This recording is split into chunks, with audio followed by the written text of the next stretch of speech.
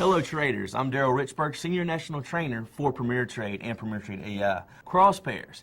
Now let me ask you this. We've spent most of the time so far talking about the majors. How many currency pairs are there in the world? Well, there's a lot of countries, and there's as many currency pairs as there are combinations of countries, right? So do you have to limit yourself to trading the majors?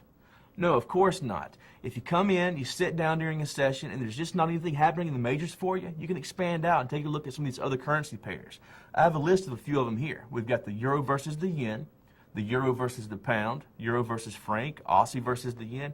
You get the idea. Of course, these aren't all the cross pairs available, but it's just an example of a few of them. Now, looking at that, do you see the US dollar anywhere visible in that pair? No, we don't. But does the US dollar still play a role? Yes, it does. What you'll find is that movement in these cross pairs is primarily based on movement in the two underlying majors. In other words, the euro-yen trades in correlation with the euro versus the dollar and the dollar versus the yen. Let me expand on that. There's been many times where I sit down and look at my charts and I see the euro strengthening versus the US dollar. I pull up a chart that says the US dollar strengthening versus the yen. Now, what do I have there?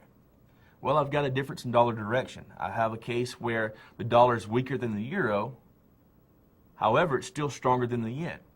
So in that case, with the euro stronger than the dollar, but the dollar still stronger than the yen, how do you think the euro versus the yen is doing?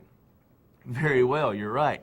There's been a lot of situations where you may see the euro gaining 100, 110 pips versus the dollar, while at the same time the dollar is gaining 75 or 80 pips versus the yen.